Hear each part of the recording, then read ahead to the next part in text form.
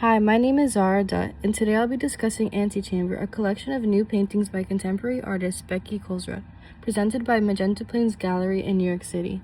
Becky Colesrud's solo exhibition is on view until Saturday, February 28, 2026. A brief history about the artist, Becky Colesrud, a contemporary painter from the United States who engages in surreal and allegorical imagery. She received her Bachelor in Science from NYU and an MFA from the University of California, Los Angeles. While researching this artist, I discovered that she has had many solo and group exhibitions reviewed by established art publications, spanning from New York, Los Angeles, and even internationally, like in Athens, Greece. Additionally, she seems to specialize in symbolic or psychologically driven imagery that is informed by feminist ideas. According to her gallery representation, Magenta Plains, she is a critically acclaimed and living artist. For those who may not be familiar with contemporary art, simply put, Becky Colesrud is a trained painter who lives and works in Los Angeles and makes work that we can relate to art history as well as today. As for the showing at Magenta Plains, the gallery is located at 149 Canal Street, Manhattan. The exhibition space is white walled with concrete floors and standardized lighting. Upon entering, viewers will find that the paintings are hung with a lot of space around each piece. There is not a lot of exhibition text, giving the viewer space to slowly make their way through each painting. There are 4 medium-sized paintings and 2 large-sized paintings in the show. The scale of the works allows the paintings to feel intimate as well as confrontational with the figures contained within them. The imagery found in Antechamber revolves around Becky Colesrud's allegorical and symbolistic ideas. The word antechamber itself means a room leading to a larger room or space, or can also mean a waiting room. Symbols I found reoccurring throughout the exhibition were eggs, skulls, fish, mirrored body forms, and nude women alone in the canvas. These symbols could stand for life and death cycles, spirituality, female empowerment, or deeper psychological connections. In the exhibition, the materials used were oil on canvas. Colesrud paints with smooth, deliberate brushstrokes. There are areas of flat colors that are very saturated. Colors I found to repeat were shades of blue, red, and flesh tones. The figures in her paintings are not realistic looking. Instead, they are simplified. Some bodies are longer than they would seem in reality.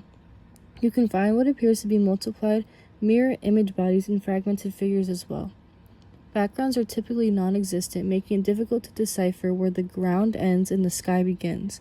The overall feeling I got from looking at her paintings was otherworldly or dreamlike, which gave me strong surrealist vibes.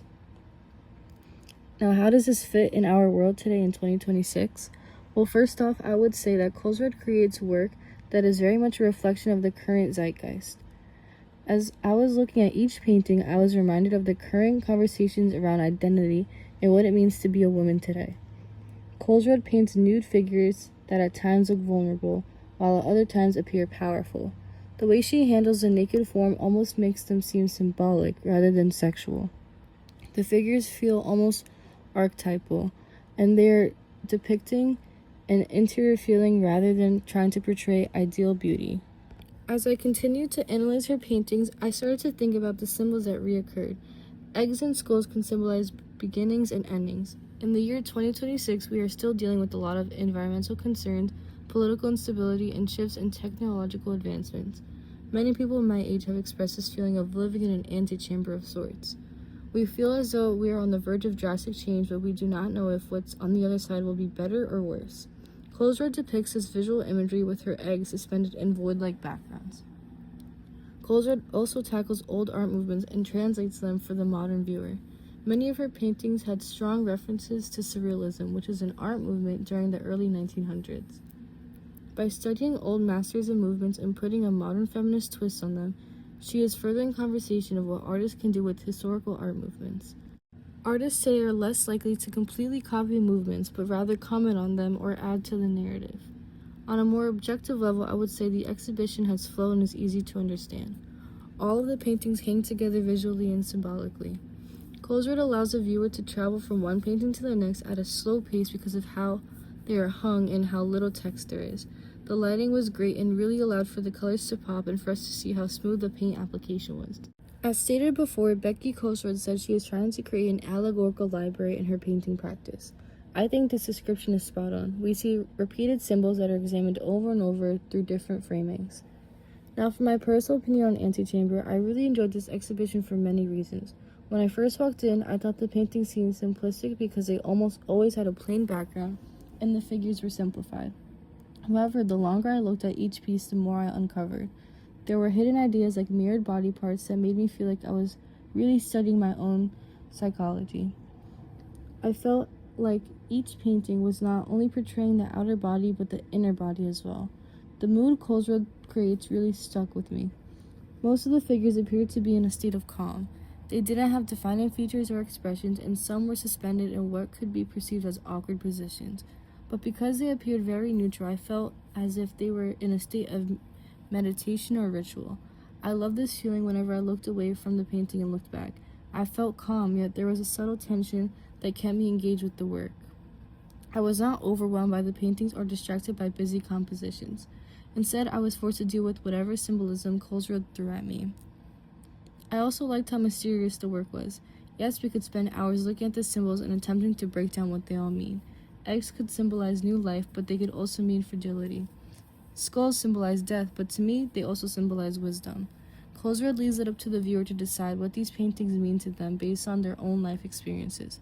I think that as long as the viewer can connect to the work in some way, the artist is doing something right. Kohlsrud's process was something I can't ignore when discussing this exhibition. Simple as it may seem, she takes the classic oil paint making process and transforms it into something new. She uses a classic art technique and applies contemporary ideas to the work. Her process shows in the way she paints, smooth, clean lines that look like they took time and patience.